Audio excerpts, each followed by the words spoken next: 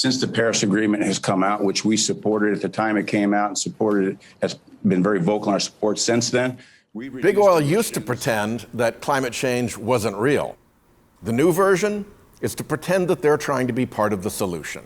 Since 2015, Exxon has publicly claimed to support the Paris Agreement, the biggest international commitment to address climate change in history. But the House Oversight and Senate Budget Committee's joint investigation examining more than 2 million pages of documents revealed an almost comical level of corporate doublespeak to evade the agreement. A 2019 Exxon memo to CEO Darren Woods urged that an industry document remove reference to the Paris Agreement. Why? Because referencing it could create a potential commitment to advocate on the Paris Agreement goals. Here's America's biggest oil company internally at the highest level, avoiding commitment to the Paris Agreement goals they claim to support. Pledges to achieve net zero, the universally accepted standard for lowering greenhouse gas emissions, are another way big oil co-opts the language of climate action while blocking progress behind the scenes.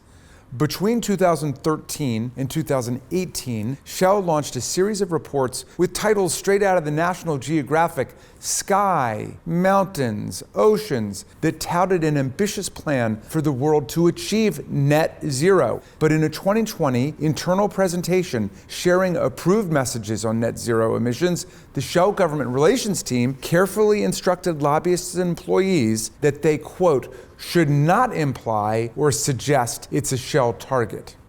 In 2009, Exxon announced a program promoting algae as a new biofuel source that could reduce emissions and launched a massive ad blitz. Some farms grow food. This one grows fuel.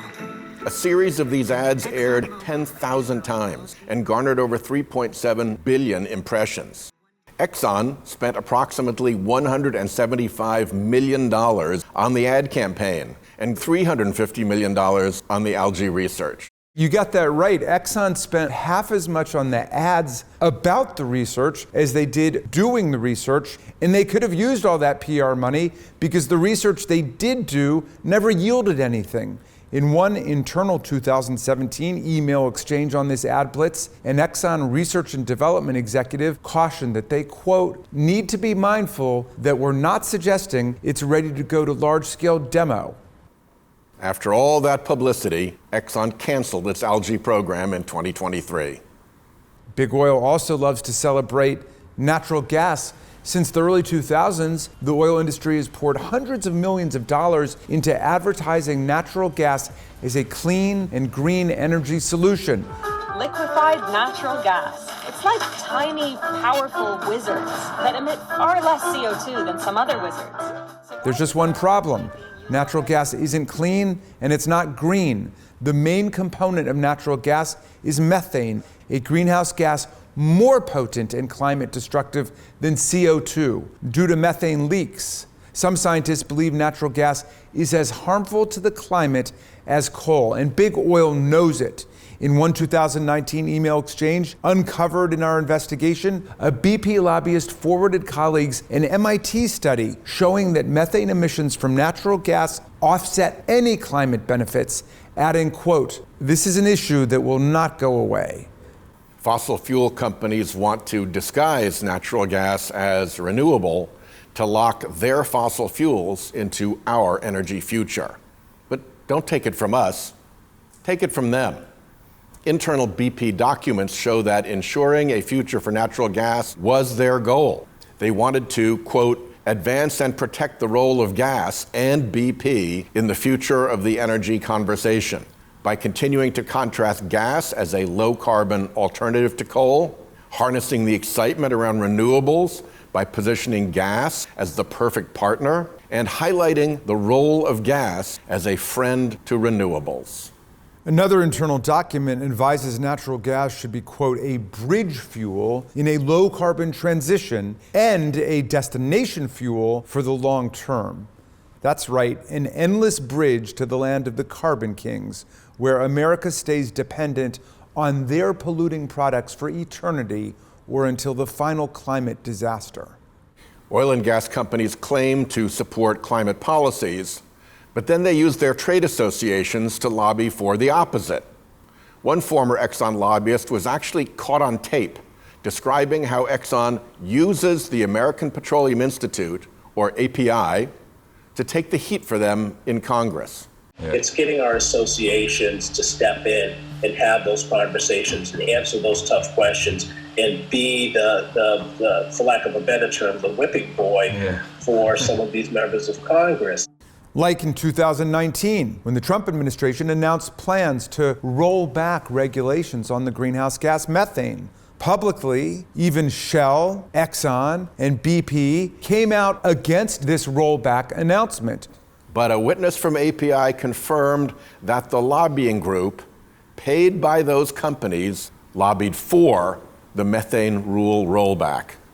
The August proposal by EPA you publicly supported, correct? Correct. In a 2019 internal email, a BP employee confirmed that rolling back methane emissions regulations was, quote, aligned with our thinking. And with API's urging, the Trump administration indeed rolled back the methane regs. If you think these episodes are bad, imagine what we might have found if these companies had not completely obstructed the committee's investigation. Several thousand documents that the companies produced were substantially redacted to obscure clearly relevant and potentially critical information, or they were just withheld outright. So what we've shown you today barely scratches the surface. A complete record is needed to understand the full scope of Big Oil's disinformation campaign. Big Oil executives constantly ask for a seat at the table on climate change policy. Having a seat at the table, and whether indeed companies like BP actually need to be at the table, I believe, to help the world make this transition. We've got a seat at the table and we're contributing. There's no one company, there's no one industry, there's no one country that has all the answers to this. We want to be a part of that. And that's going to take collaboration by companies like Shell. Working together is the only way we're going to reach net zero by 2050. Despite their claims, our landmark investigation shows what they've actually done with their seat at the table.